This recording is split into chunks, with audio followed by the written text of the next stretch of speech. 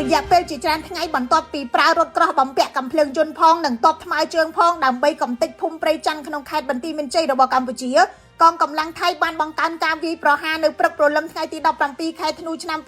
2025ដោយបញ្ជូនយន្តហោះចម្បាំង F16 ទៅទម្លាក់គ្រាប់បែកនៅលើតំបន់នោះនេះបើយោងទៅតាមក្រសួងការពារជាតិកម្ពុជាក្រសួងការពារជាតិបញ្ជាក់ថាយន្តហោះ F16 បានចូលទម្លាក់គ្រាប់បែកនៅម៉ោង 6:25 នាទីព្រឹកប៉ុន្តែមិនទាន់ប្រាប់លម្អិតពីចំនួនគ្រាប់ដែលថៃទម្លាក់នឹងការខូចខាតនៅឡើយទេ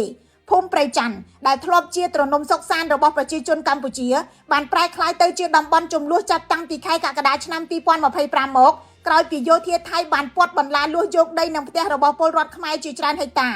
មុនពេលការប្រយុទ្ធគ្នាជុំទី2ផ្ទុះឡើងប្រទេសទាំងពីរកំពុងតែសហការគ្នាបោះបង្គោលព្រំដែនបណ្ដោះអាសន្នឡើងវិញដើម្បីបញ្ចប់ជម្លោះដោយសន្តិវិធីផ្ទុយទៅវិញកម្ពុជានិយាយថាចាប់ពីថ្ងៃទី8ខែធ្នូយោធាថៃបានផ្លាស់ប្ដូរទៅប្រើប្រាស់កម្លាំងវាយប្រហារភូមិនេះដោយដំបូងឡើយបាញ់ប្លង់ពីចម្ងាយបន្ទាប់មកទ័ពថ្មើរជើងអមដោយរថក្រោះមានបំពាក់កាំភ្លើងយន្តចូលបាញ់ស្រោចភូមិផ្ទះជាច្រើនខ្នងត្រូវខូចខាតប្រជាជនភៀសខ្លួនក្រសួងការពារជាតិកម្ពុជាបានកត់សម្គាល់ថារយៈពេលប៉ុន្មានថ្ងៃចុងក្រោយនេះថៃបានបង្កើនការវាយប្រហារតាមយន្តហោះចម្បាំង